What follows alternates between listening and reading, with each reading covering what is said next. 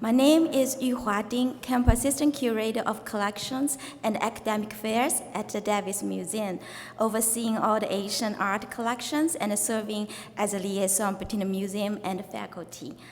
And as you know, the Davis Museum houses 3 sculpture fragments from Hada, a modern village in Afghanistan. And today's section will focus on in-depth research on these fragments from Hada through technique, provenance, and Buddhist art studies. So it is my honor to welcome our 3 panelists, Angela Chang, Liza Oliver, and Dessie Vendova. First, I want to introduce our first speaker, Angela Chang. Yes, okay. Angela Chang is the Assistant Director, Head of the Objects Lab, the Senior Conservator of Objects and Sculpture at the Strauss Center for Conservation and Technical Studies at the Harvard Art Museum. She enjoys working as a generalist in conservation, challenging with the wide range of materials, cultures, and time periods presented by 3D objects. With an interest in preventive conservation, she helps to define policies and producers that impact the preservation of the Harvard Art Museum's collection as a whole, whether art is on view, on loan, in storage, or in transit. Chang's interest in Asian art has led to collaborative technical research and publications on the materials, techniques, and condition histories of stucco fragments she will present today. She has also conducted technical research on a Tang Dynasty unfired clay sculpture from Dunhuang, China, a 13th century Japanese polychromate wood sculpture of Shotogu Daichi, the Asian Chinese jade from the Greenville Winthrop collection. In modern art, she has recently worked with neon sculpture and embarked on research into the work of the artist Diet Roth. Angela Chang's speech today is Technical Findings on Stucco Objects from Afghanistan at the Harvard Art Museums. Great, thank you so much. Good afternoon, everybody. Thank you, Yuhua and Amanda, for organizing this really rich forum. I'm really happy to be part of it. Today I'm going to look at the material side of things. This beautiful painted stucco head of a bodhisattva, larger than life-sized, is a fragment attributed to Hada, Afghanistan. It was the subject of my team's technical study, where we investigated its materials and manufacture. So today I'd like to share some of our findings to explore stucco as a sculptural material, and also to demonstrate a case study in how conservators, art historians, and scientists can work together to understand works of art. For these objects, which are so far removed from their context, sharing this deep understanding of materials is one way that we can begin to reconnect with objects' origins and cultures. So I just wanted to introduce my co-authors here. Doctors Catherine Ehrman and Georgina Rayner are conservation scientists from my lab who carried out the materials analyses for this project. Greg Lynn is an imaging specialist who captured and processed CT scans. Patrick DeGrees is a geologist and scientist who carried out petrographic analysis. And Sarah Lorison is our curator of the art of China and Central Asia. So here's an overview of my talk today. I'll briefly cover the collecting history of the head fragment and then share our findings on the structure and materials analyses. The Harvard Art Museum houses 12 fragments from Afghanistan, but I'm learning maybe it's 13 from Dessie, described as stucco. Though some were acquired as early as 1943, the unprovenanced objects have not been studied from both art historical and technical perspectives until recently. Our investigation of the head of a bodhisattva began with curator Sarah Lorison's basic questions about its medium. Was it really stucco, and what is stucco anyway? So let's take a look at the object first. The over life-sized head measures about 14 inches tall and weighs almost 26 pounds. It has a smooth off-white surface with painted details in red and black. The brows and eyelids are defined by sharp ridges, and the rest of the face appears smooth and toned. The forehead is framed by 2 rows of tight curls, which end with a wave of hair sweeping over each ear. The hair is gathered in a top knot and decorated with twisted bands and 2 writhing creatures, possibly sea creatures called makaras.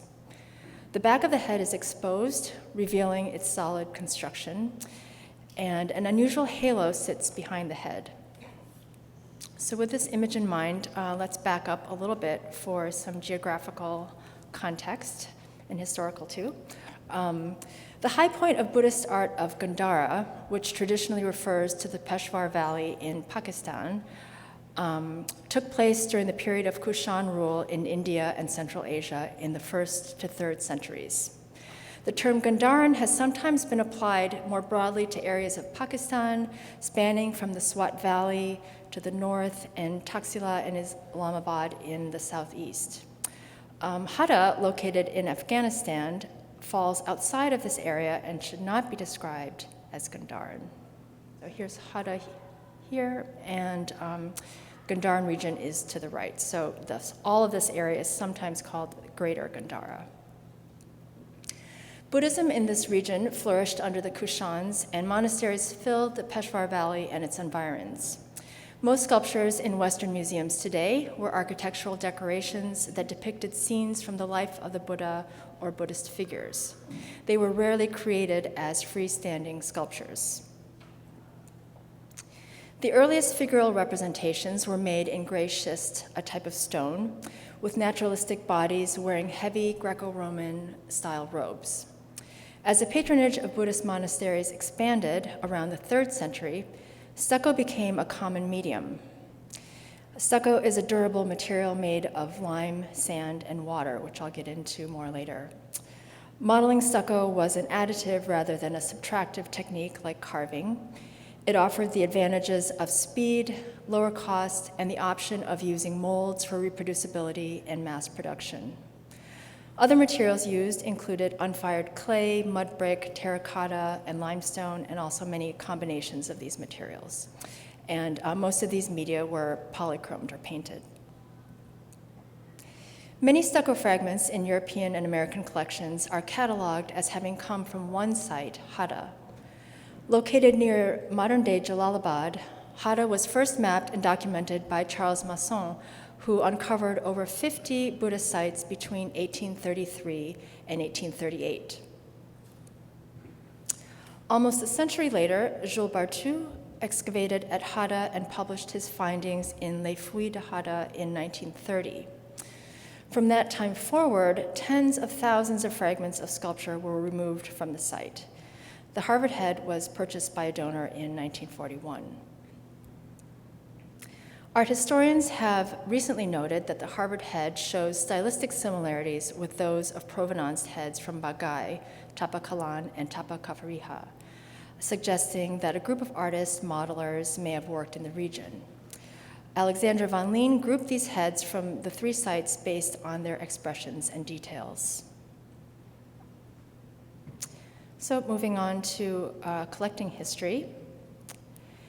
How did the Harvard Art Museums acquire the head of a bodhisattva? In 1941, Harvard alumnus Grenville Winthrop purchased the head from the New York dealer Yamanaka Saidajiro. The receipt and curatorial records, which looks like one of the floppy cards at the Fowler, shows confusion about the object's subject, date, and material terminology. The subject has been described as a deity with a crown ornament, head of a Buddha, and head of a bodhisattva. The material has been called clay, terracotta, and stucco, and the date has been revised from the 3rd to 4th century to the 5th century. Before donating the head to Harvard, Winthrop displayed it on the 2nd floor of his New York townhouse in a room filled with paintings and drawings by the French artist Ingres.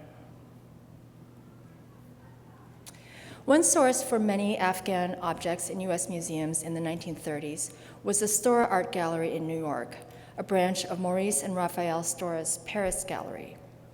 In 1931, a group of fragments were exhibited in Paris at the Nouvelle Revue Française and later at the New York Stora Gallery. Several of these works were collected by American museums and are shown here.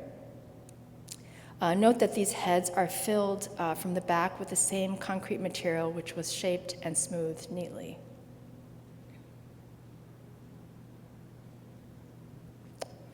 The backs are also marked with similar stenciled red numbers, and at least 2 have a black stamp reading imported from France.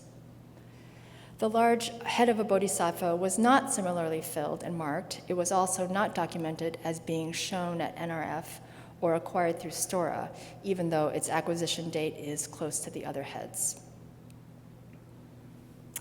The backs of the heads here at the Davis are finished similarly, and at least the head of the Bodhisattva on the right has a red stenciled number that is covered by the mount.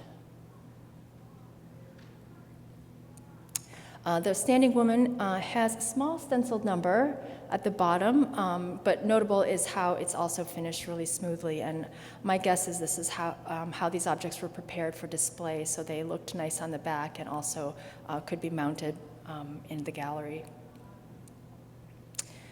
So moving on to the condition, structure, and imaging. The diversity of sculptural materials used in Afghanistan and the wider region included, as I said before, limestone, schist, unbaked clay, mud brick, stucco, and gypsum plaster. Looking at this head, we were focused on stucco and these questions. How was the head constructed? What can we learn about its original context? And what can we learn about the object's condition history? Has it been altered? Has it altered itself? Why does it look like it does now? So let's look at the head from the outside in, as we conservators like to do. First, a quick look at the condition. The stable and well-preserved state of the head is really notable, considering its age and weight and its long journey here. The condition is a testament to the sound construction methods and materials. The losses and cracks are minimal, though there are more damages and discoloration on the right side of the head, suggesting maybe it rested on the ground in that position for a long time. Aside from two larger repairs on the halo, there's been little restoration. There was an effort to dirty the surface, including a thin, muddy layer which dulls the painted details. The back of the head and break across the neck show that the form is really solid, and it shows where it was attached to a supporting wall and the body of the sculpture. On the back, there's a big raised lumpy mass, which we think is the remnants of the wall that it came from. The neck has a modern brass sleeve set within a wooden dowel. So with the condition in mind, it's helpful to understand how many similar sculptures were constructed. These diagrams of clay-based sculpture illustrate the basic concept of a wooden armature supporting layers of materials packed around it. The armature secured parts of the body to each other, the ground, and the wall behind, and commonly a fine material was applied overall to model details and to provide a smooth surface for paint or gilding. The abundance of detached heads in collections is due, in part, to inherent weaknesses of the sculpture's construction. The heavy heads modeled in high relief were often set onto a body in low relief, which was often comprised of a weaker material like unbaked clay. So over time, the internal support of the head became inadequate, and this was especially true in an earthquake-prone region. So here, a look at the back of other stucco heads from Hara shows a range of conditions. Let's see, this one here in the middle is pretty interesting. It's hollow, and you can see the imprint of a rope-wrapped core, which is one way that these also were built. And the other heads show a real range of different degrees of restoration. So to understand the internal structure of the large head, we relied on microcomputed tomography, or micro-CT. This is a powerful X-ray imaging technique which captures 2D X-rays from thousands of angles. And a computer crunches this data and renders 3D images and slices of an object. So looking at an example, this CT image is in the YZ plane. Its position is indicated by this blue line in the reference image. And on the right here, this is Greg Lin working the machine. Behind him, it's a kind of compartment that you put the object inside.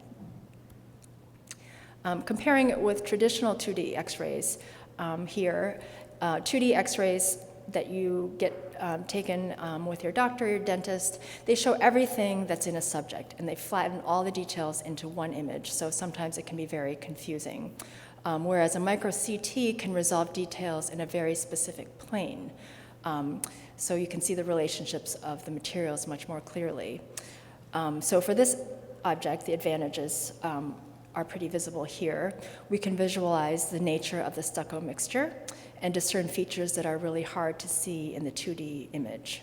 These include the wood dowel, which is outlined in red here, and a large fill behind the head, as well as this very distinct surfacing layer. In these views, we can see different sized angular inclusions, which are these big white particles, and voids, which appear black in the stucco mixture. The grain of the mixture progresses from coarse to fine layers starting from the inside out, and the orientation of the inclusions and voids are evidence of how the stucco was applied around the armature. So on the right side, you can see there is kind of a directionality to the grain of the particles as well as the voids wrapping around the armature, which would have been here. In this view across the back of the head, we can see that the stucco was also packed in a circular motion, or circular pattern around what is now a filled horizontal hole. This was the likely position of a wooden support right here, which connected the head to the wall behind it. This element anchoring to the wall would have attached the vertical armature to support the heavy leaning head. Again, it weighed almost 26 pounds, and it would have been even heavier as wet stucco. So here a note on the vertical wood dowel, outlined again in red. Initially, we thought it was part of the original armature. However, we had a sample of the wood radiocarbon dated and learned that it had a likely 19th century date. So the wood is too young to be original, but it could predate the removal of the head from Hada in the 1930s. So now we understand and believe that the wood dowel was inserted into an original hole where part of the armature was lost. And then later this brass sleeve was added in the 1980s to mount it in the museum. So importantly, you can see these are at two different angles, which cast the head and the expression of the face very differently. So now let's look at the finishing layer, which is a fine-grained stucco applied to selected areas of the hair and face. This is highlighted by my red lines. It's notably uniform in texture and missing the large inclusions and voids that we see in the core of the head. For the face, the stucco fills a prepared cavity in the core about 1 centimeter deep.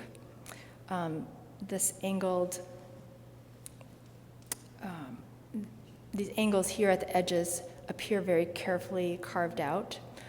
This geometry ensured a very stable thickness for these important details. This layer conforms really perfectly with the underlying stucco, indicating how it was an effective kind of wet paste applied into the cavity. And this is so well done that you really see no trace of this on the surface. The sharp details of the face suggest that it was refined with carving and burnishing after it was set. Unlike our freely modeled head, molds actually were commonly used to cast smaller heads and details in both clay and stucco. Cast faces are sometimes referred to as face masks. I think it's because that's how they look once they've been detached, actually. The lower left object is thought to have been cast in a mold due to its flat back and visible method of attachment, whereas this face on the right is less than a centimeter thick throughout. It was modeled in place, though it's now detached. Its clean, angled edges really resemble the face of the large head of a bodhisattva here. So returning to some of the details of the head, these images show that the sculptor also used the fine stucco like a putty to form elements separately before attaching to the head. The bands and creatures were shaped as thick strands and the curls as individual rolls before being pressed on. So with this technique, instead of adding the material directly, these elements don't join perfectly and they show these dark gaps and inconsistencies where they meet the stucco underneath. So now to look at our analysis of materials. Our questions about the stucco material included, what is the composition of the lime stucco mixture? Does it vary among the layers? What are the rocks and mineral additives? And what were the pigments used?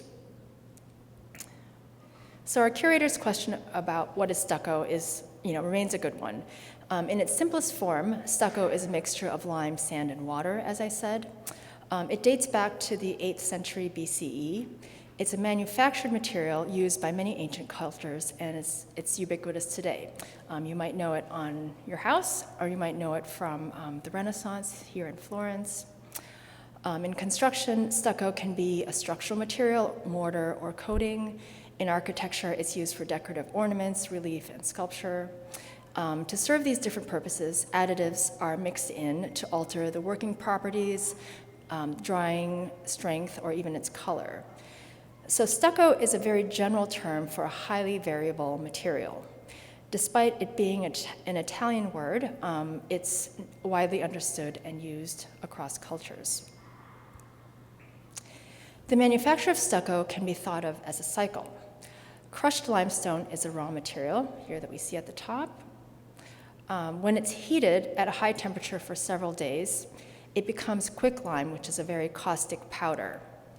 When water is added, it converts the quicklime to a plastic material called slaked lime. Here, additives are mixed in to make a paste or putty, and when this reacts with carbon dioxide in the air, it sets and returns to its original composition, its original chemical composition, which is calcium carbonate. So once the stucco is made, it actually can be reheated and the cycle can begin again. So lime plaster has the qualities and approximate strength and same chemical composition as limestone. So I want to talk now about how our scientists analyze materials with instrumental techniques. This will be a little bit technical to take in, but the important takeaway is that each of these techniques has its limitations, and it requires several types of analysis to understand these materials fully, in addition to specialists who can interpret the data. So our first step in materials identification is using a technique called X-ray fluorescence spectroscopy, or XRF. It's a technique that doesn't require a sample. So here you can see the head put under the instrument. It gives us a general idea of elements that are present, but it does not detect all elements. So in this case, our results showed high levels of calcium with some iron. So this is a technique that's great for surveying an object before you do further analysis and take samples. So where we could, we did analyze samples with two spectroscopic techniques. One is called FTIR and one is called Raman. This helps us to determine specific minerals and any organic compounds that are present. This method showed us a variety of materials, especially calcite, which is a primary component of limestone. We also took samples for analysis using SEM, EDX, scanning electron microscopy. The images at the right show how the samples look. They're mounted in this little block of resin and polished. This results in the ability to make optical and electron images, which are shown below. This tells us about the sample's microstructure and texture, And SEM is very powerful. It can also be used to analyze specific particles in a sample and produce elemental maps, such as the red image at the bottom right, which shows the distribution of calcium in this tiny sample. So let's look at some samples here. SEM of these two stucco samples from two different layers showed that both the coarse and medium grain layers consist of the same mixture of lime plaster. This includes silicates and carbonates, and this composition is consistent with materials such as lime stucco or limestone. So not surprising, same materials, different grades in different layers. And on the right, the elemental maps show that the two samples contain the same material, but with very different distributions and textures. So the colors correspond to the different minerals that are listed at the bottom. Here, I wanted to point out that the texture is really important in identifying lime plaster because, as we know from the lime cycle, limestone and lime plaster are the same chemically, but occur in different steps of the processing. We saw a wide variety of inclusions present in our samples. Some are likely remnants of the raw materials used to produce the lime, and others were added for strength or working properties. The top sample, number 13, is predominantly quartzite. Sample 14 in the middle is a silicate-based material and appears to be a fragment of a fired ceramic that was added. And at the bottom, sample 16 has a fragment of schist, which is identifiable by its foliated structure and aligned minerals. Schist, of course, was the predominant stone used for earlier sculpture of the region. We also did carry out petrographic analysis, which is another technique we used to analyze the rock fragments that were in the mixture. This is also called aggregate. Larger samples were prepared as very thin sections and viewed under different light conditions. It's possible that the rocks, probably gathered locally, could help characterize stucco characterize or differentiate stucco from different regions. So here in our sample, it was noted that the types of rock fragments present included magmatic, sedimentary, and metamorphic types. So if you remember from geology, these are really different sources for rocks. And this combination would just not have been possible to occur in nature. So this tells us that the selection of materials was very deliberate and collected to make this mixture for the stucco. So now looking at the painted decoration, analysis with our combined techniques identified two different red pigments. The first was hematite, or red iron oxide, which is a colorant in red ochre. It's a pigment that's been used since antiquity and identified on comparable sculptures. The sample from the lips also contained some red lead. I put these bottles in here of pigments to show the difference in their appearance. These are samples from the early 20th century, and you can see that the red lead is a lot brighter and more orange than the ochre. The addition of red lead to the lips may have given them a little more brightness and emphasis. We currently don't have evidence to suggest that it is or isn't retouching. We also wondered whether the areas of the flesh were toned. In this sample of red paint from the neck, we found a very thin red surface, which we see, and it had an underlying inclusion of ochre, which makes the flesh appear warmer. So this appears very intentional to tone the skin, and it's consistent with a similar finding in a study at the V&A, which identified red and yellow aggregates in the mixture that produced a pale buff flesh tone. This sample from an area of flesh also shows ochre and iron oxides in its fine surface layer, again giving this warm tone. And adding to the appearance of the sculpture, of the surface, we observed two applied restoration materials. A thin brown coating or paint has been spattered over the entire surface and surrounding hair, and a generous layer of mud has also been sort of brushed overall, even over damaged areas. So both materials obscure the contrast of the surface and polychromy. There isn't an obvious condition issue that's being hidden, so we wonder if this toning was kind of a modern enhancement. Maybe there's a taste for these kinds of objects sort of looking dusty and old. And finally, the black hair appears to be colored with carbon black. There's no evidence of blue pigment, which is sometimes hair is depicted as blue, or anything other than carbon. The black pigment is fine grained, so we don't believe that it's charcoal, which would appear a lot coarser. And I'm not sure that I explained this well, but this is a cross-section sample. So it's a tiny fragment taken from the surface and polished in the block that I showed you, and this would be the surface, so you can see how thin the color is and the underlying stucco here.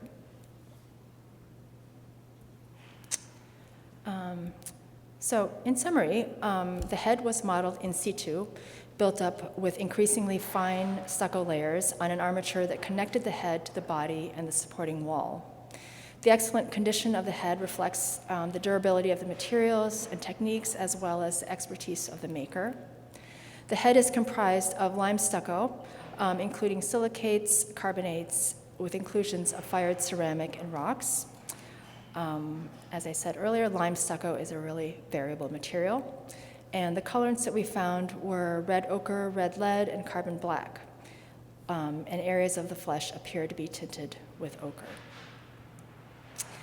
We've done similar analysis for the smaller fragments at the Harvard Art Museums. These objects are, of course, more than their materials, but we hope that our deepened understanding of the materials and manufacture can be a way of connecting us with the people who made and lived with them, and also connecting the objects with other known objects or workshops is possible through this kind of data. This lends them a little more context, enriches our technical understanding of stucco objects from Hada and the Silk Roads. And here, for further reading or reference, is our recent publication on this research. Thank you.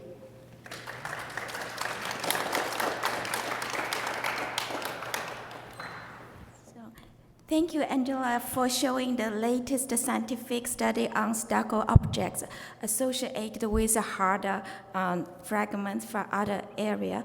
And this research offers essential information for analyzing the materials and the production techniques of the 3 harder pieces at the Davis Museum. And next, I would like to introduce our second presenter, Dr. Liza Oliver. Liza Oliver is Associate Professor of Art History, Chair of the Art Department, and the Director of the Pluralism Initiative at Wellesley College. She researches and teaches on 18th and 19th century European colonial history, particularly in South Asia. Her research has received support from the French embassies, Beaujeu,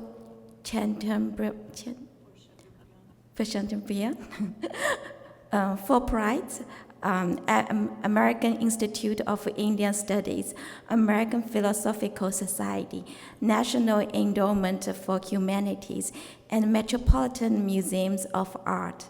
She is on the advisory board of 18th Century Studies, the flagship journal of the American Society for 18th Century Studies, and she is an elected fellow of Royal Asiatic Society of Great Britain and Ireland. Her first book, Art, Trade, and Imperialism in Early Modern French India, examined the integration of French East India Company with 18th century textile industries of India's southeast coast. She is currently working on her second book project, Technocratic Seeing, Photography, Ecology, and Feminine in Colonial India. Today, her topic is Excavations of Angela Malraux, following Gandharan antiquities from the south somewhere in Asia to Wellesley. Thank you. Welcome. Hello, thanks so much for having me here this afternoon. Okay, get my reading glasses. In 1931, Myrtilla Avery, chair of Wellesley's art department and director of what was then the college's Farnsworth Museum, today the Davis Museum, purchased these 3 Gandharan stucco pieces for an exhibition in New York, from an exhibition in New York's Stora Gallery. In a June 1935 letter to Mary Marvin, the connoisseur in Milan who ultimately verified the pieces as authentic, Avery writes, and I quote her now, "What I did not tell you, and I'm glad now I did not, as it might have kept you from pursuing the matter of their authentication as completely as you did, is that Monsieur Malraux, who brought them to Paris, has a bad record of getting loot out of a country surreptitiously. I believe he has served a prison sentence somewhere in the East for this very thing. I am afraid there is but little doubt that our fragments belong in the category of loot taken out of the country secretively. Nevertheless, since they were on sale in this country and other museums were acquiring them, we didn't see any reason why we should not take advantage of the opportunity to add such excellent pieces to our collection." So I want to use this space to discuss how these Gandharan objects sit uniquely at the junction of the art historical discipline, historiography, the ethics of collecting, and burgeoning ideas of Malraux's Musée Imaginaire during this interwar period, making them fascinating objects to teach from multiple perspectives. The works in our collection were part of a much larger trove of Gandharan antiquities, mostly in the form of decapitated Buddha heads for sale by Andre Malraux. First, through a collaboration with La Nouvelle Revue Française in Paris in 1931, and then for sale in New York's Stora Gallery. Malraux advertised these pieces widely to drum up support in their sale.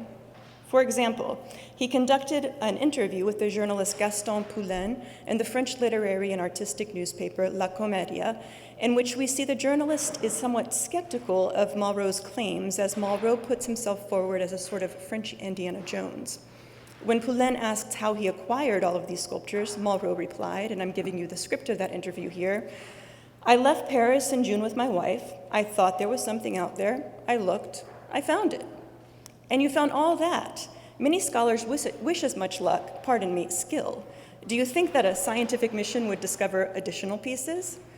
Why not? But it's a terribly dangerous area, 60 kilometers outside of Kabul. You would need machine guns.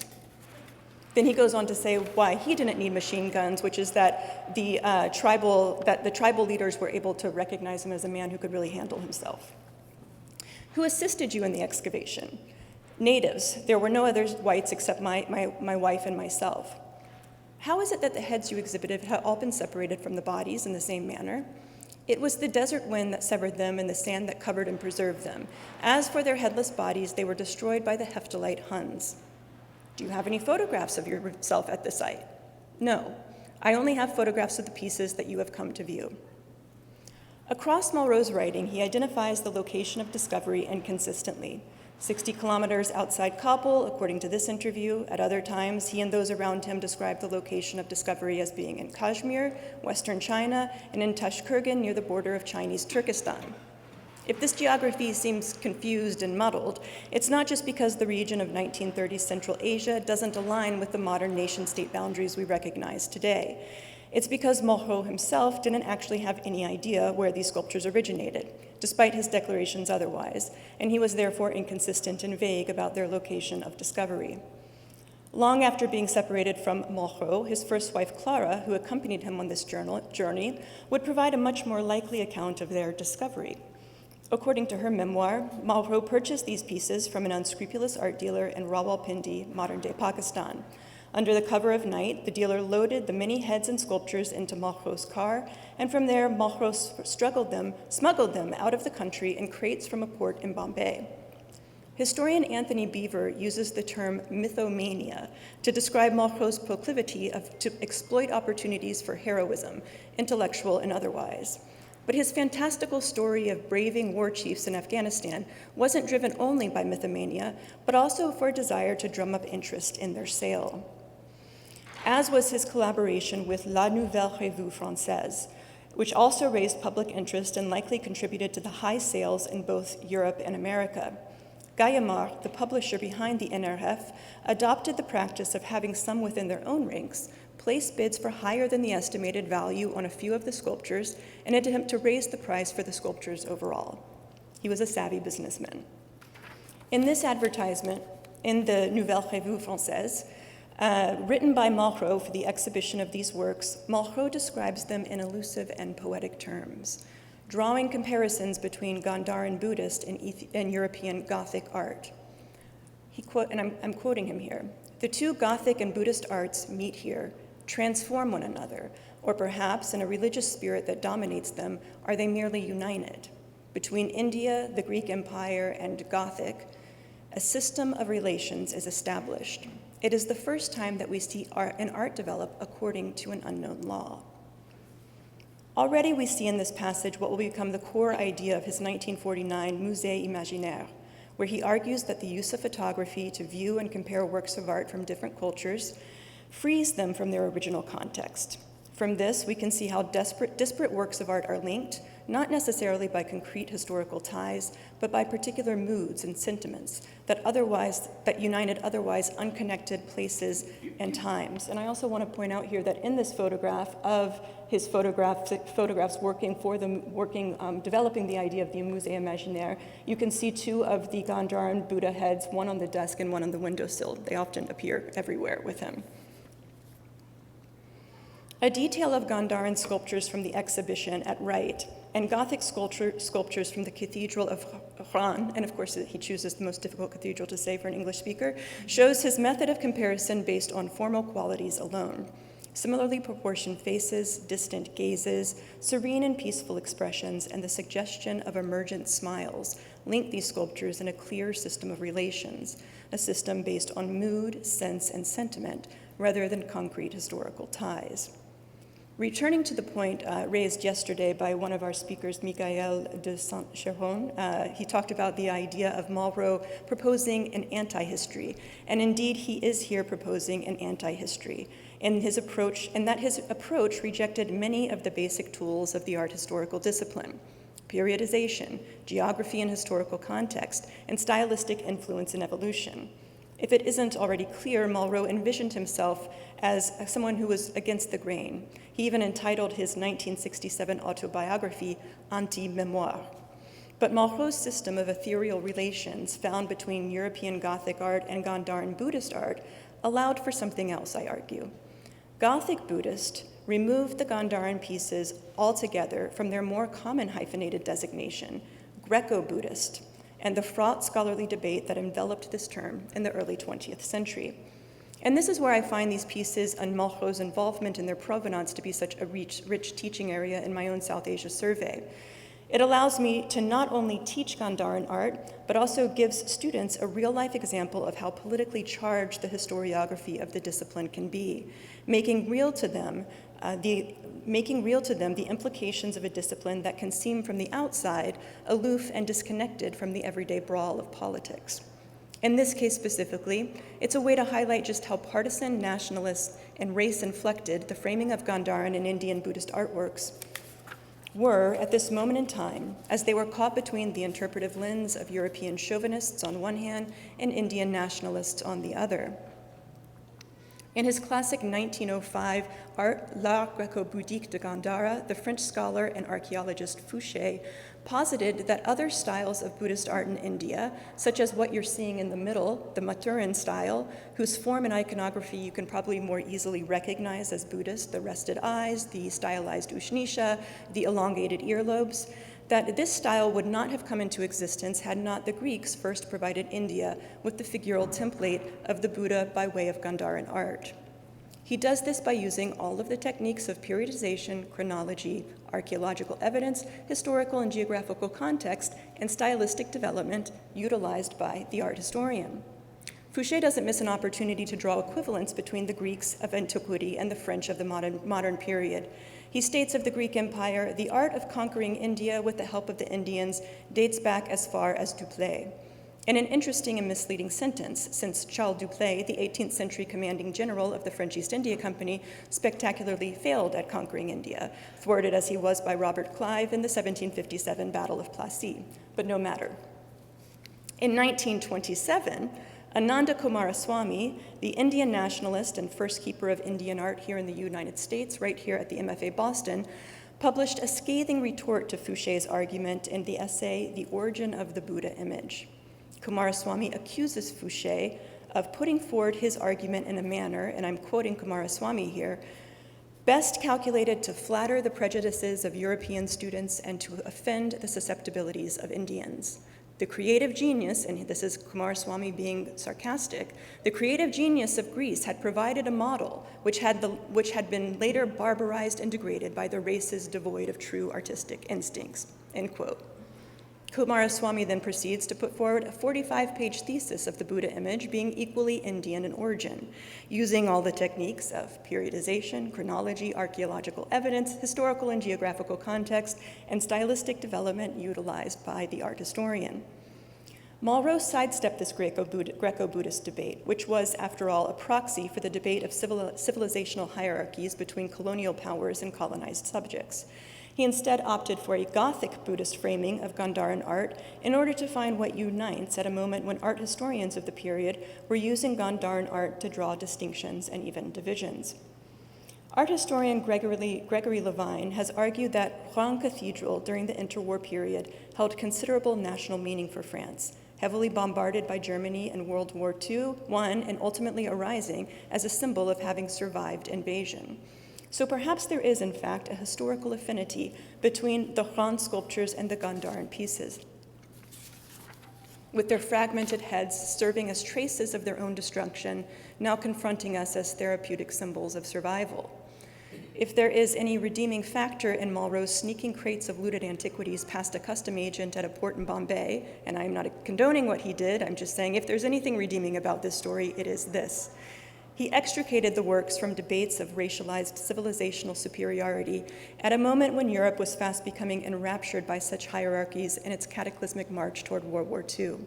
In so doing, he provided us a brief alternative vision and model, even if not historically grounded, of our shared humanity, a premonition, perhaps, of his committed anti-fascism for which he became well known just a few years later. Thank you.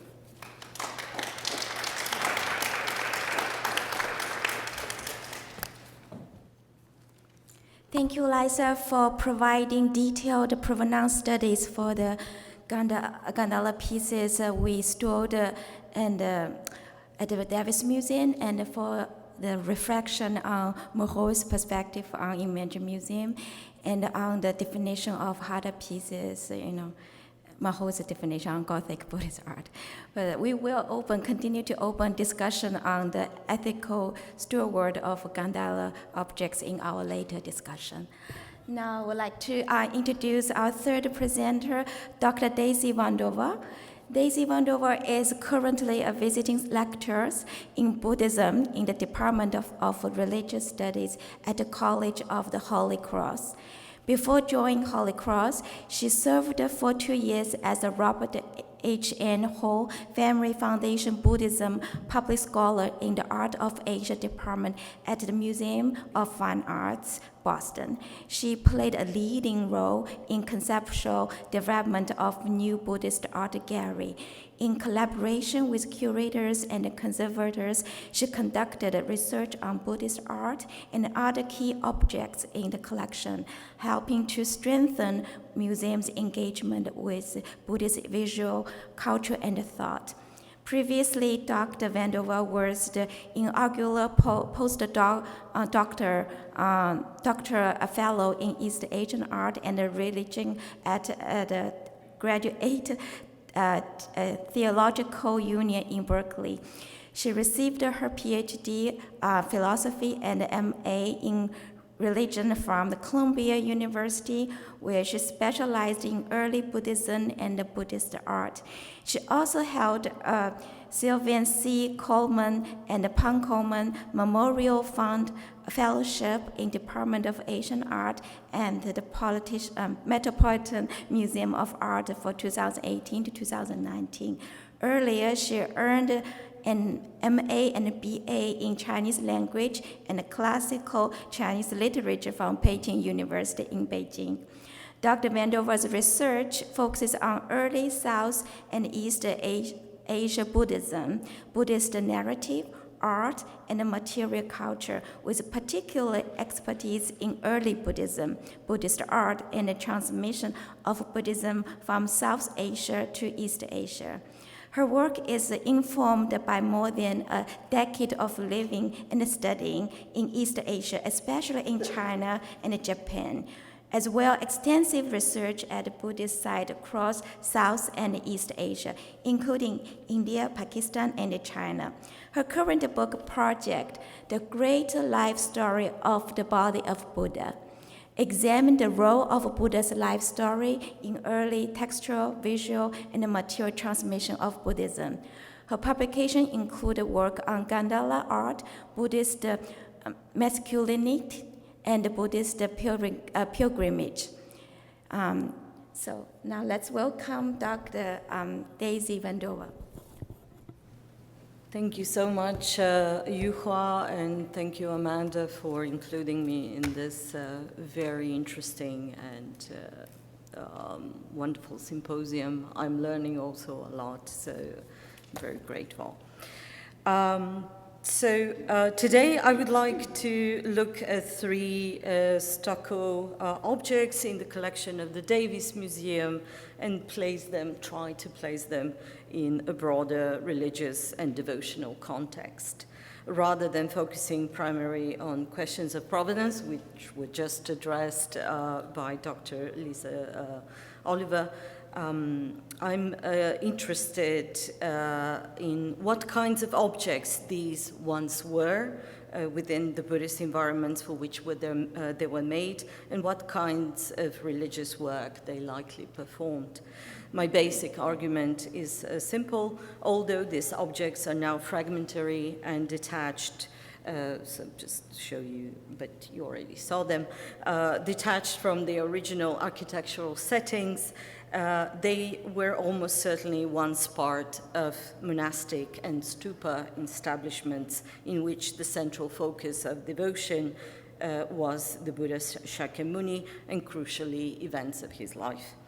Even when the surviving fragments do not directly depict the Buddha himself, they can still be understood within the larger visual, ritual, and narrative world of the cult of the historical Buddha.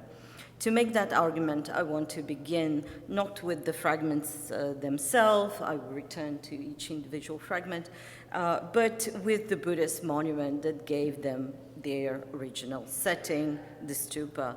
This is just a map to orientate us. Of course, as many of you know, Buddhism originated in India, what we now call India, and spread, of course, differently throughout Asia.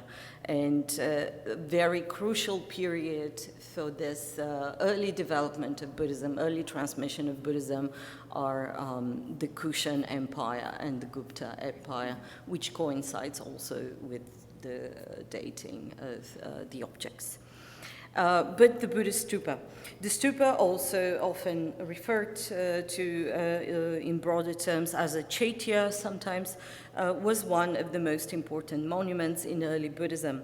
Emerging in India as a reliquary and commemorative form, the stupa became the principal focus of Buddhist devotion already in the centuries after the Buddha's passing or parinirvana. At its most basic, a stupa is a mount-like monument associated with the Buddha, often, though not always, containing relics. Some enshrined bodily relics, others did not.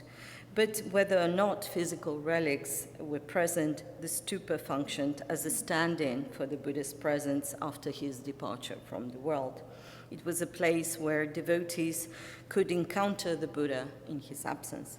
We can see the early importance of the stupa in monuments such as the Great Stupa, Sanchi, featured here.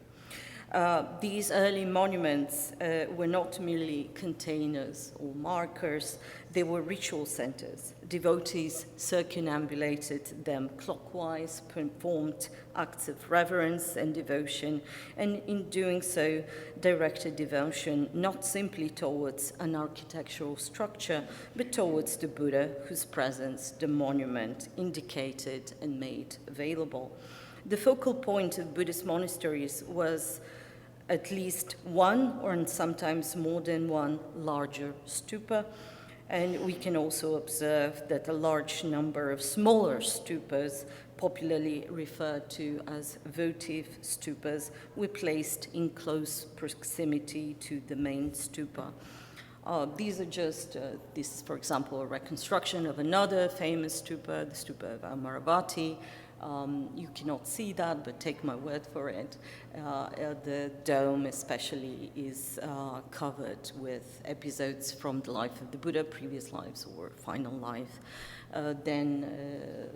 This continued also in the region of Gandhara, where the Buddha's biography is really featured.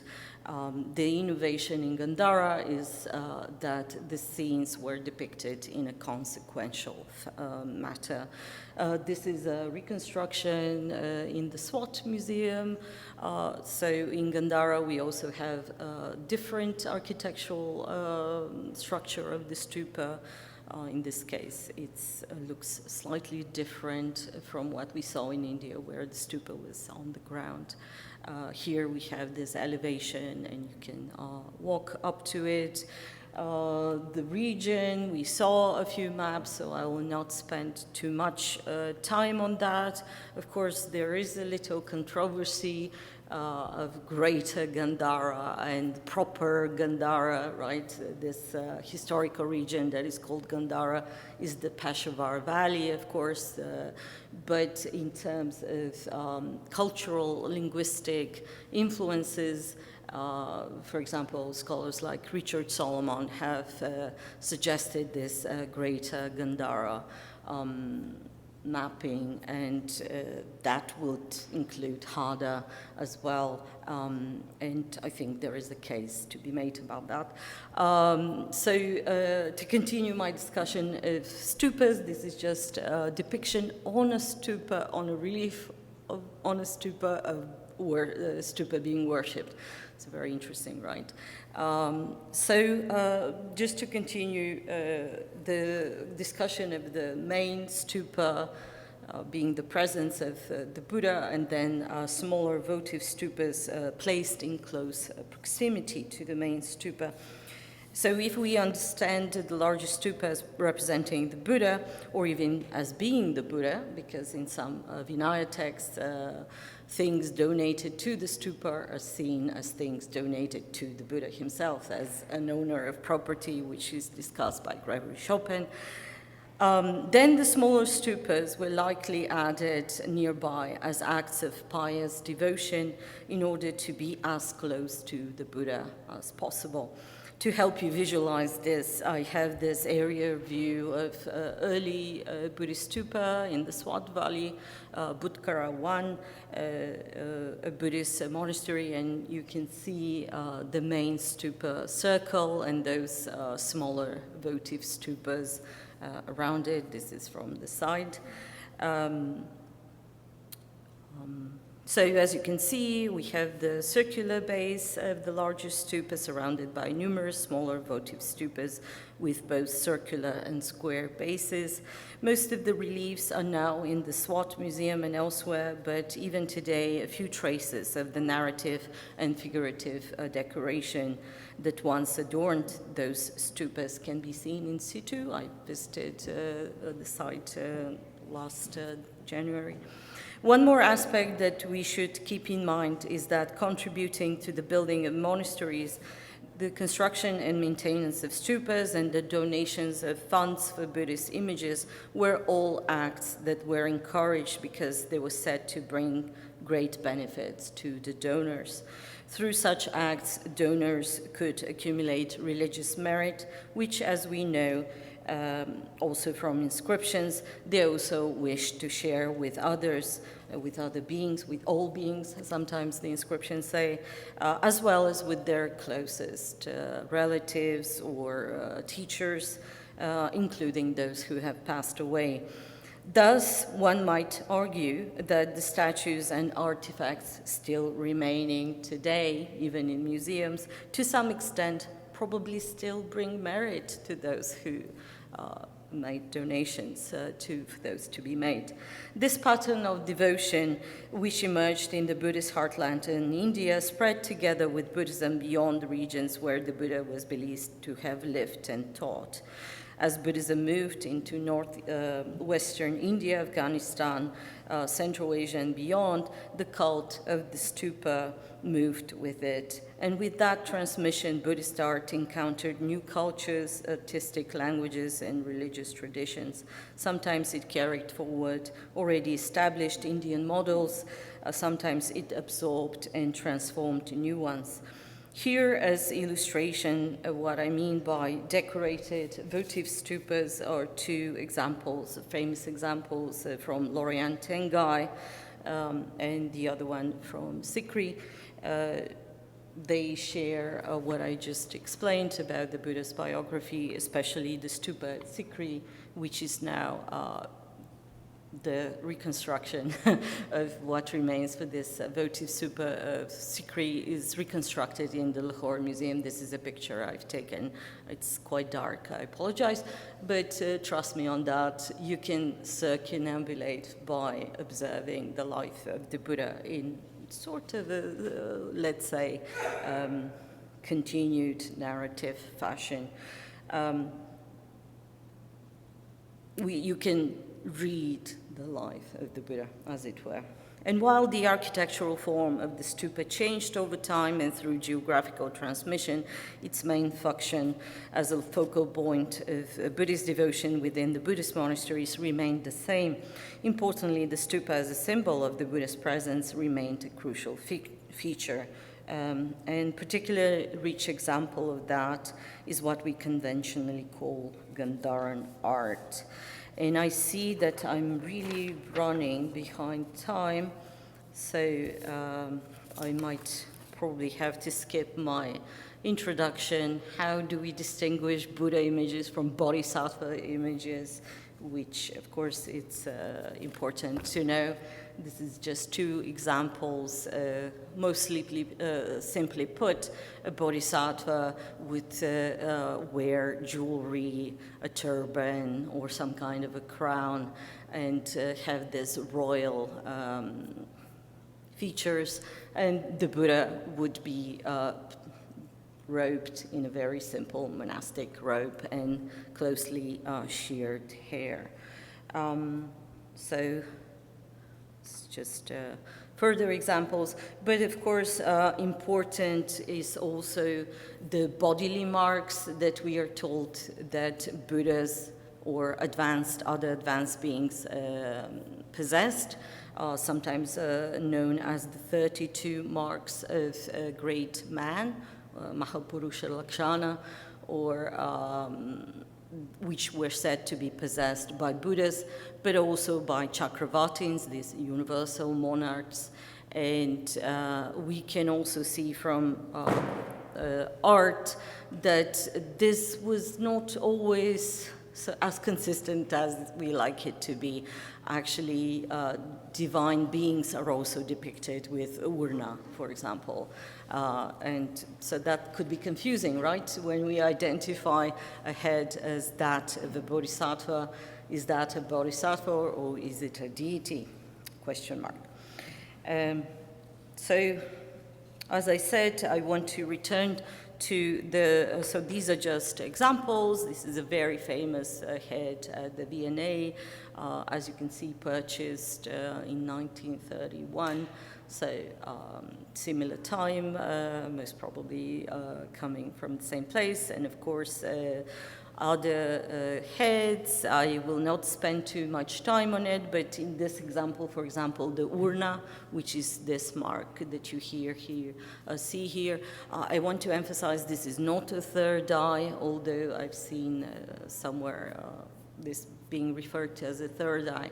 It's a tuft of white hair that is one of those 32 marks of a great man, so not a third eye. Is this a bodhisattva or a deity, as I put in brackets, is a question mark, of course. I'm going off script a little bit, so let's go back to it. So the cult around the historical Buddha is where I want to bring us back, which I would argue that is the dominant Buddhist cult across much of the Buddhist world in early centuries.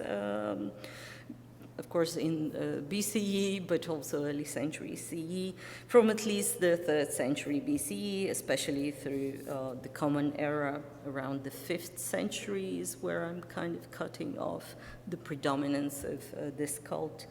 Buddhist devotion was really organized around the worship of the historical Buddha. First, as many of you know, the Buddha was not depicted in anthropomorphic forms in early stupas, such as Sanchi or Barhut. Even though narrative scenes can be identified, his body is not depicted in scenes from his last life. There is no problem, it seems, to depict him in previous lives at that period. So this, for example, is a representation of Siddhartha, the name, the personal name of the historical Buddha, as a bodhisattva. He was a prince, as many of you probably know. Unfortunately, I cannot go into details with the Buddha's life, but as you can see, this is a very striking image, probably not what you imagine the Buddha to look like, right? In any case, I would like to kind of push a little bit against a very common notion that bodhisattva cult comes with Mahayana Buddhism. Actually, I argue that early Buddhists had a cult towards bodhisattvas, and that was centered around Shakyamuni as a bodhisattva. And this brings us to another bodhisattva that is also present in early Buddhism, the bodhisattva Maitreya. And one of the objects that Malraux collected somehow is this one, which is at the MFA, that could be interpreted differently. I don't know the context. I don't know in what context was this featured. It could be representing Maitreya in Tushita heaven, but it could also be representing Shakyamuni in Tushita heaven. Why? Because all Buddhist biographies of Shakyamuni start with his existence in Tushita heaven. So without the context, without the next scene, because this for me undoubtedly is part of a narrative scene, without the context of knowing what's the next or the previous scene, I don't know if this is Maitreya or if this is Shakyamuni in Tushita heaven. So what does that mean, Tushita heaven? So this is every Buddha is said to, before their last existence as a human being, where they will become Buddhas, they reside in the heaven of the happy gods, as Tushita heaven is translated. So this could be, technically, it could be any of the Buddhas of the past. It's a very interesting example. It's one of the very few examples from that collection that is with more figures, right? Usually they're heads. This also brings us to another of the Davis objects, which I identify as a head of Indra, the Vedic god Indra. And I will show you why I'm kind of certain that's probably the case. He is wearing a very interesting type of crown. Indra's depiction, or chakra, as he's known in Buddhist texts, Indra's depiction is not consistent in Gandhara. He's depicted sometimes with a turban, sometimes with a flat kind of crown, and obviously sometimes like this. So his depiction really varies, so it's very interesting. Maybe there is something about the geographical preference of the crown. Maybe there is something about the period. Hard to know. basically dating Gandharan art is a controversial subject as well. And you can see in his case, he is depicted with a third eye. So you can say this is a third eye for sure. This is just the picture from the catalog of this exhibition that was published, another picture from that catalog. Why I think that's Indra is because of an object at Harvard Art Museum, which I was able to study last year, and it represents the birth of the Buddha. And as you can see here, so we have several figures under a tree, of course, many of you know, and you can notice that Siddhartha's mom, Maya, is holding onto a branch of a sala tree, and under the sala tree we have the gods, the Vedic gods, Indra and Brahma. Indra is here, prepared to receive the baby on swaddling clothes. And I want you to note the crown that Indra is wearing, and that's absolutely certain it's Indra, because we have him in multiple representations of that scene, and Brahma together. And you can notice that the crown is almost identical to the crown of this head of Indra. What is also interesting is this kind of protruding part of the crown. I actually found a similar crown depicted on another object, but I didn't include it here. So that's very interesting, because this is the only occasion that I've seen this kind of protruding, interesting cylinder coming out. And then the other place, the same scene, in another object, where we have Indra. As you can see, the crown here of Indra is this more common flat type. But what is very interesting for this Indra is he has the third eye depicted. So I think it's the Davis head is most certainly Indra.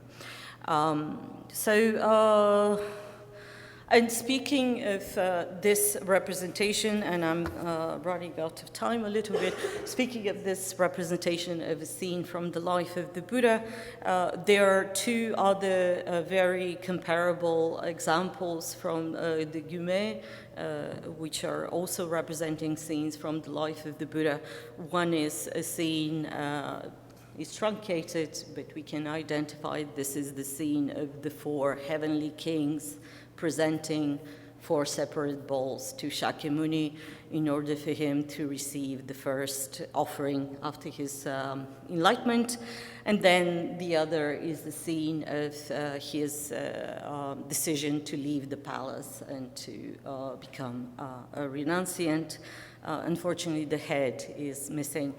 And then this, one of my favorite objects at the Met, which again is most likely from Hada, a depiction of the first meditation of Siddhartha. This is my identification. The museum has not changed their identification, but it's the first meditation. So what I want to emphasize here is that those two probably come from exactly the same site. You can see the markings on the niche. So this kind of connects all those objects together, right? That they are coming from probably the same site. Apart from, of course, the Buddha's life, beyond heads of bodhisattvas and Buddhas, or images and statues of Buddhas and bodhisattvas, we have a lot of non-religious, let's say, or they're still religious, but non-identifiable personages, let's say. There could be representations of donors or participants in scenes. Donors probably inserted themselves into scenes as well. This one is very striking example of this Malraux collection, which is at the MFA. Kumaraswamy, who was the curator at the MFA at the time of the acquisition of this head, says that this represents a woman. I think it's a man, a young man. The hairstyle is very interesting, as you can see, and very luckily it was probably attached at the body rather than at the head, as with the other examples, so that's why the hairstyle is quite elaborate. And please note the earplugs in the ears. Actually, a large number of earplugs were discovered by archaeologists, and I saw quite a large number at the SWAT Museum, for example. So this was a local custom of wearing earplugs that entered into the art, as you can see. There are other representations. I'm not sure this is a Buddha or a Bodhisattva because of the hairstyle, but I haven't studied this object myself, just working out photographs. And of course, many other figures which might not be religious figures, or this could be another deity, but who, I don't know, I can't tell you. And then that brings us to the third image, which is of this standing woman who is probably a donor or a figure as part of a tableau, worshipping or showing devotion. So I want to be cautious about it because we don't know what is the context of the excavation. I have no idea what figures surrounded her. So how can we tell?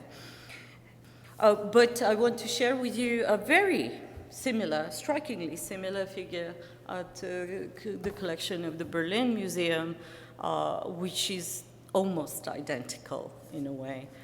In terms of the draping, the covering of the head. There is a difference here in the hair line, but it's strikingly similar. And the Davis one, I looked at it in the gallery. She seems to be holding flowers as offerings in both hands. You can imagine even the gesture of spreading the flowers. And the one at the Berlin is holding a wreath. So we can imagine that probably several things could have happened. The artisans could have made figures like this, and you can say, well, this might represent me, right? It's not certain that these are portraits per se, right? So controversial. And of course, this was already discussed. Some of those contain pigments, and we should always know that Buddhist statues, just as with Greek statues, were once painted. And it was a very different experience for the people who saw them. And specifically for Hada, we also have inserts for the eyes, or here for the urna, as you can see. So that's also very interesting. And the hair is much more elaborate than the rest. Also, some of the statues were gilded. This is not necessarily from Hada, I want to clarify. But this is the only actually found example of a gilded statue. That's why it's important. And just to imagine where the heads or other fragments that I showed you are coming from, what is the context. So this is a picture from Hada of these votive stupas. As you can see, a lot of seated Buddhas, and as was already mentioned, the heads would probably have fallen by themselves because of the pressure, and they're stuck to the stupas. It's another example. As you can see, we have groups here of standing figures, standing Buddhas, but also secular figures flanking them. So could be in this context. This is from the Musée Guimet pictures I've taken of a similar situation where we have these figures attached to the votive stupas. The same practice was done also in another region of this greater Gandhara. The other region that liked making stupa sculptures, I will stop, which is in Taxila. So just to give you an imagination in the Museum of Taxila, how some figures might have been before. So that's all. Thank you so much. And of course, the most famous ones from Hada, which were destroyed by the Taliban. So the case of having sculpture in museums might prevent the Taliban from destroying them, I guess. Thank you so much.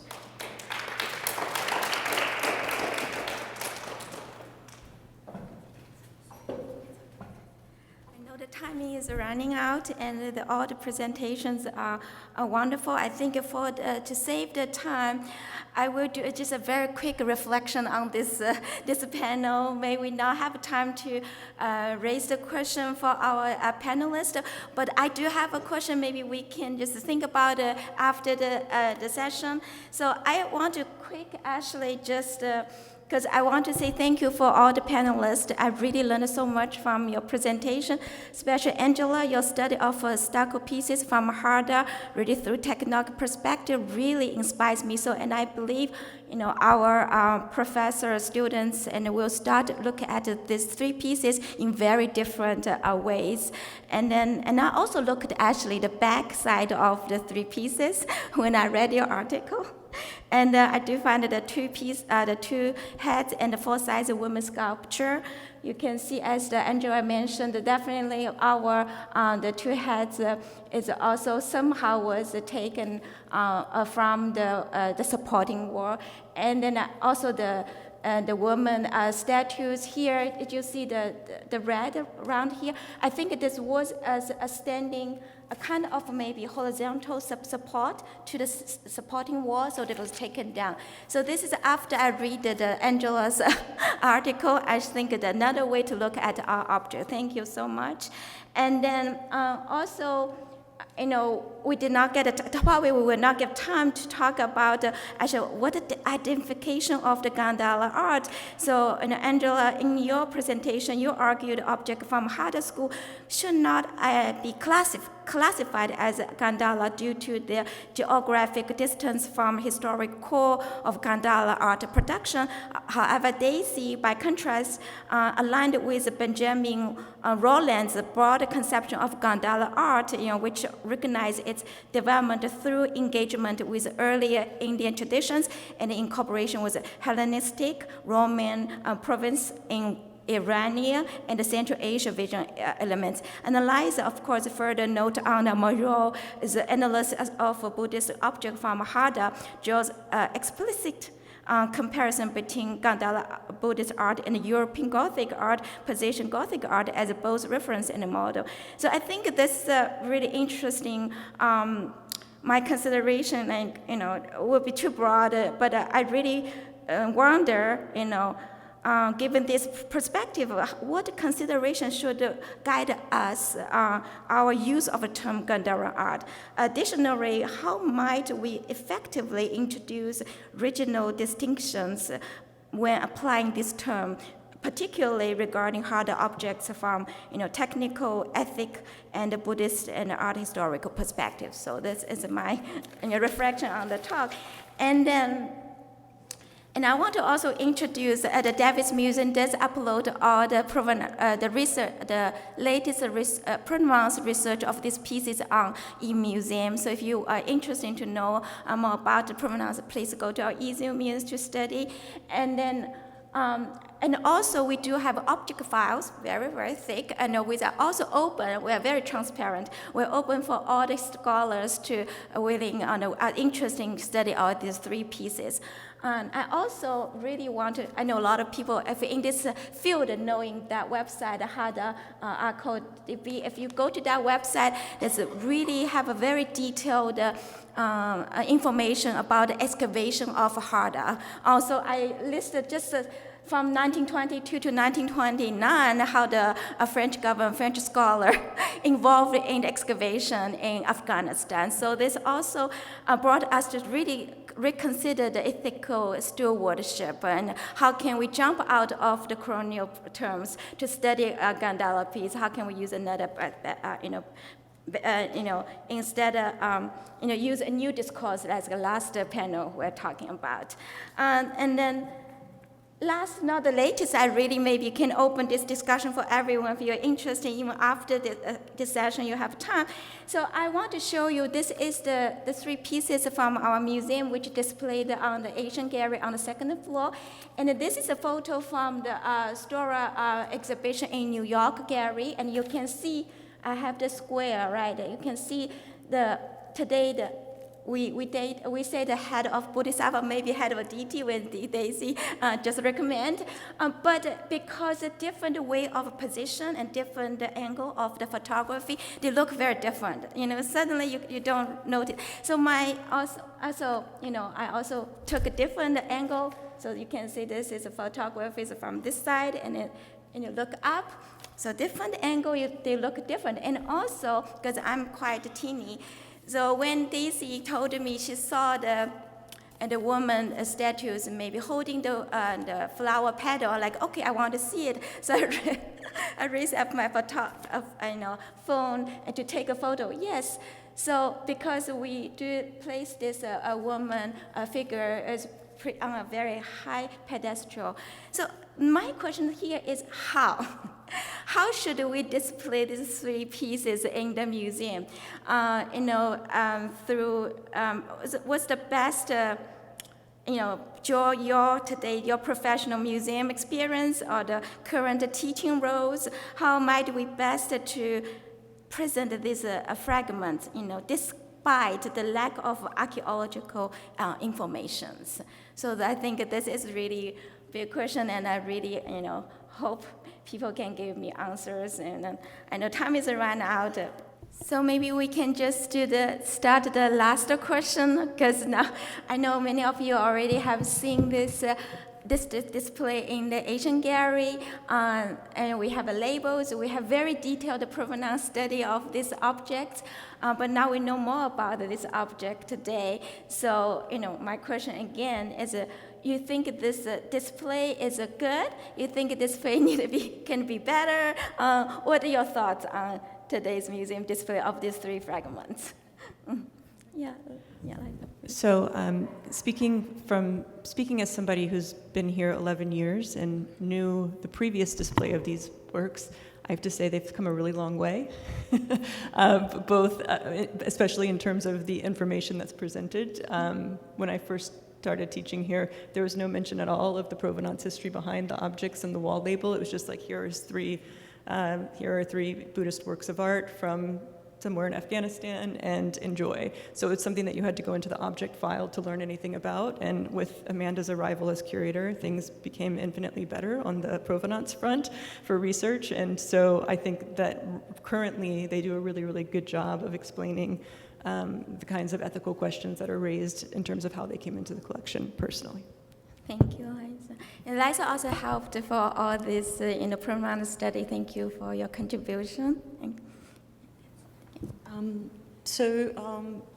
The only thing probably that we can imagine is that the more divine heads will probably be higher in terms of hierarchy, or rather the devotee will be lower.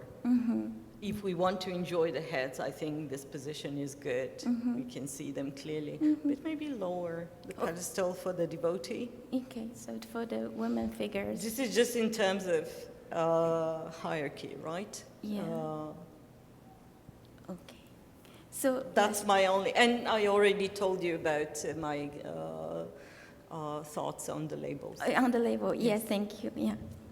My only thought is that, these are fragments and that we've been calling them that. And one thing you can think about for display is showing them as such so that you can see the back, that you can see more of it.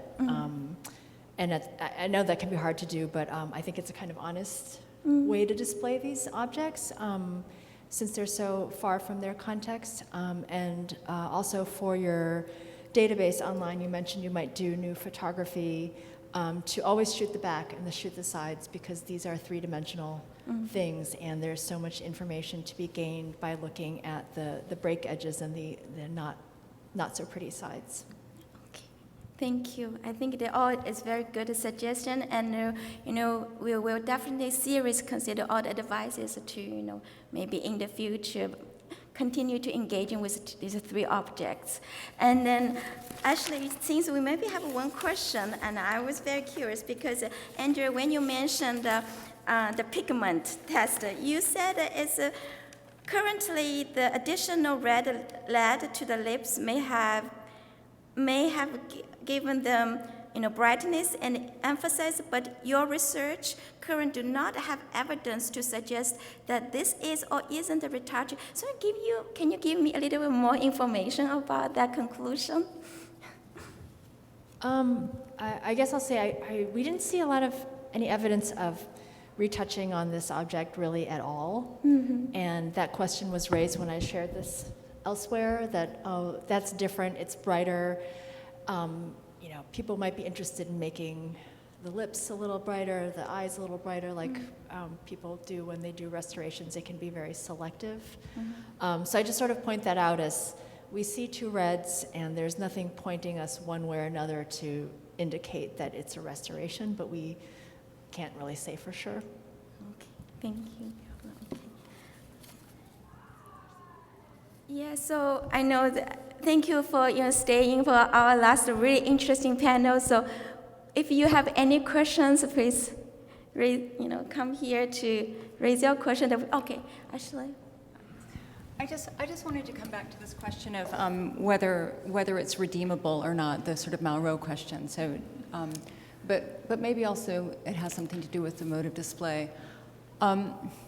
And I wanted to take the example, I don't know if anybody here knows the artwork of the Thai artist Arya Richadambrian. So does anybody know her work?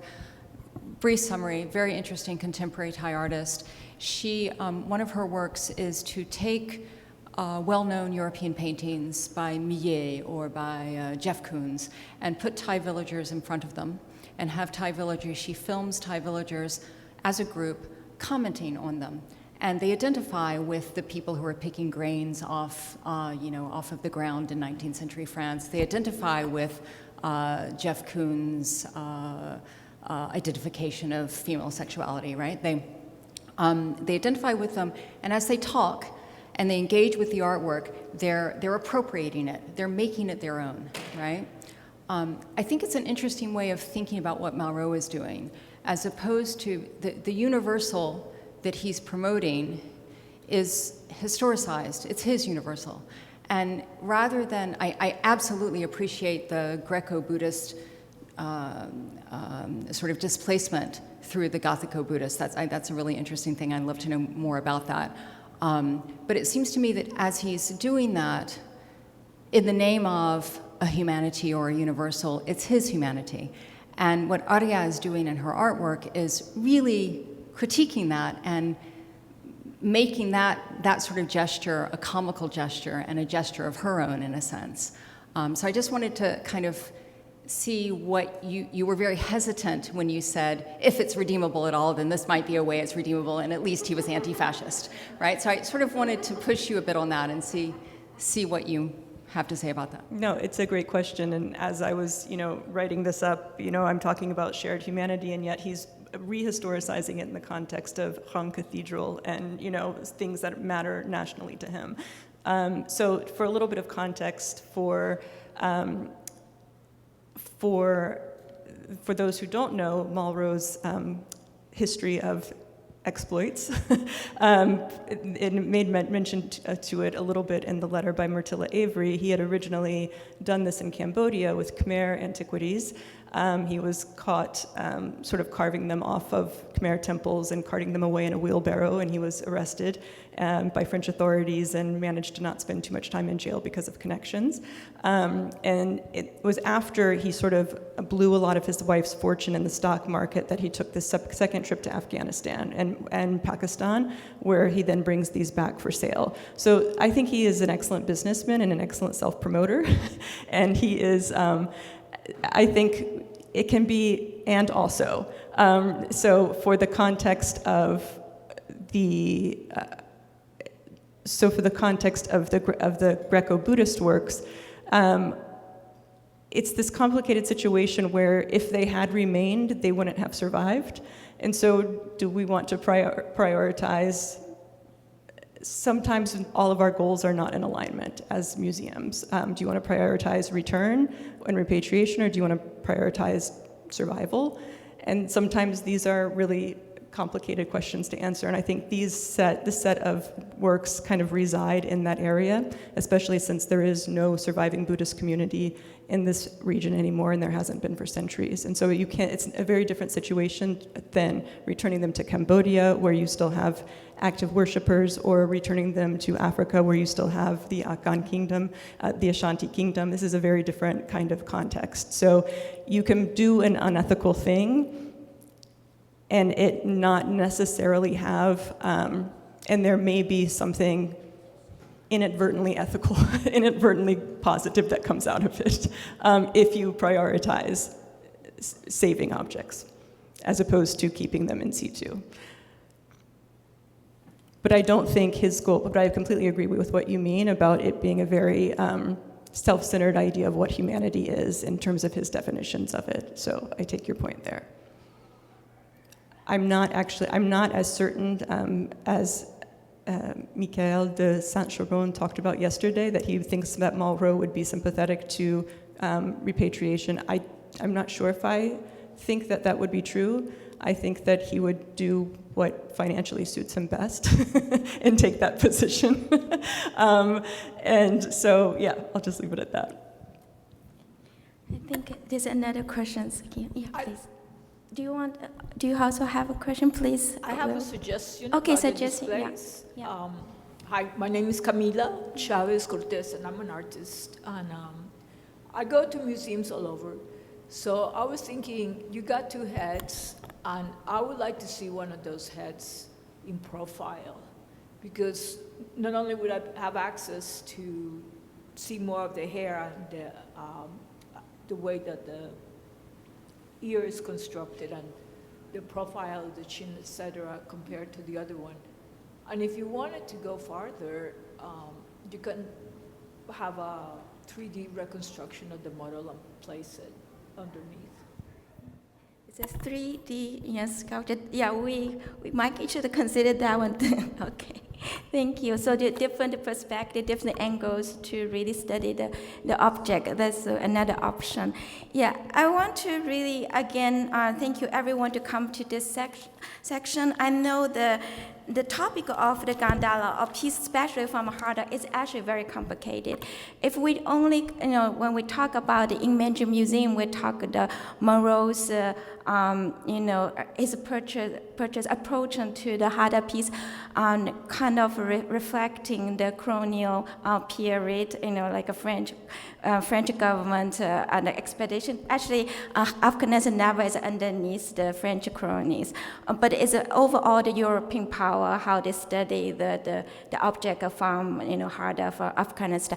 But I also would like to remind everyone the kind of archaeological sited objects taken from their homeland is not necessary, and just not only by the European expertise or American expertise. A lot of times the local people also helped, and in terms like Chinese, a lot of objects or lyrics got out of China. That's a very more complicated situation. I think this symposium for us just really give us more opportunities and more thoughts to give a multiple perspective on the objects we store in the museum. So thank you again for coming to this section, and then Amanda will give the final remark. Oh, thank you for all the panelists.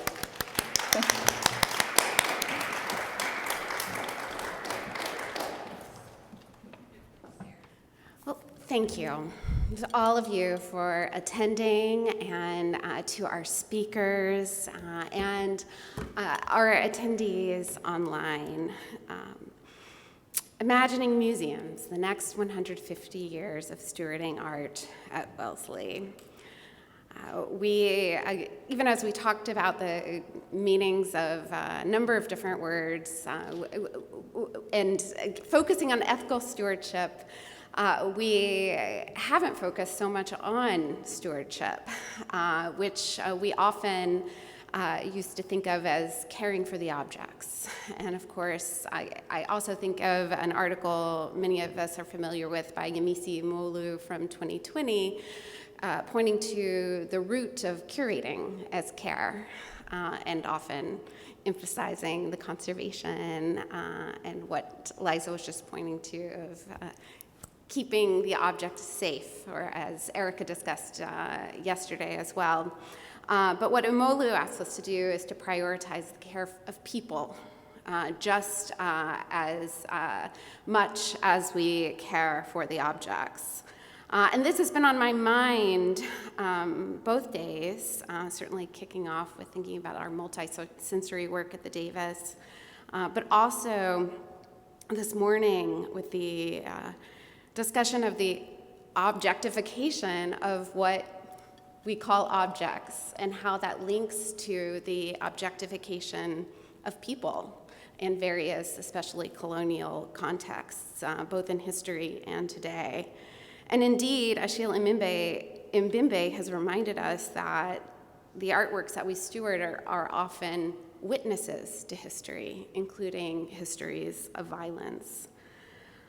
And Michael's emphasis on the anti-history came to me this morning as we listened to Kwesi, who did not directly evoke it, but I thought of Sankofa, which can be expressed both as a proverb and as a visual motif in Akan cultures.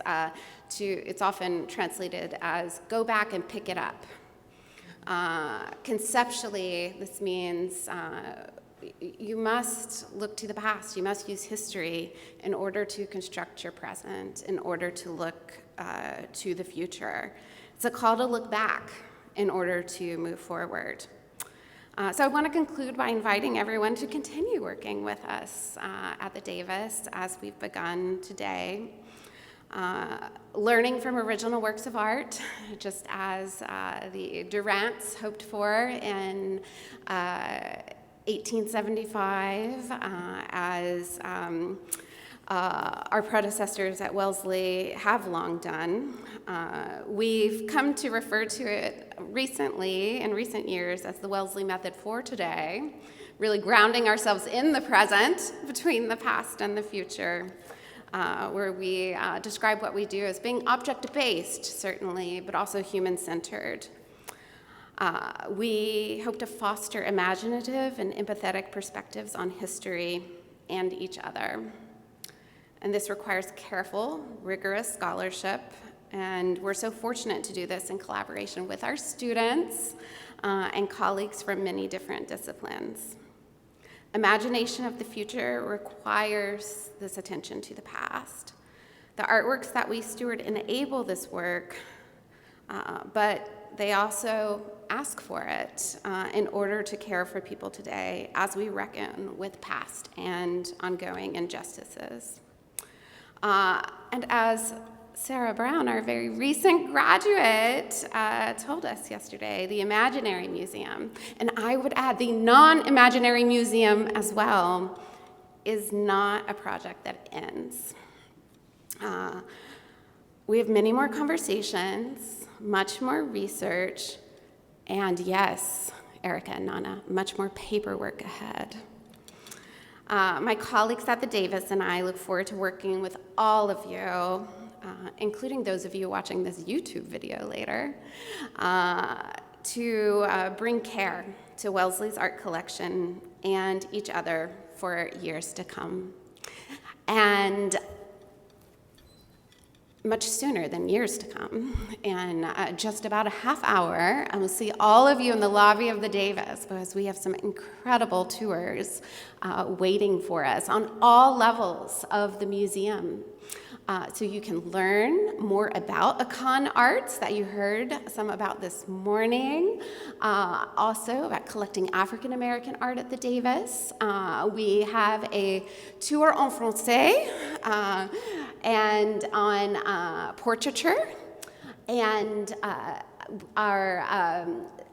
several members of the Native American and Indigenous Students Association will be participating in a tour of Native American art, and 2 of our student guides will be focusing on our modern and contemporary arts. This is a really special opportunity at 3:30 that I hope to see all of you at. And after that, the symposium will conclude, and we do expect to have all the panels posted to YouTube within a few weeks, and Davis staff is available for ongoing conversation and questions. Many thanks to all of you.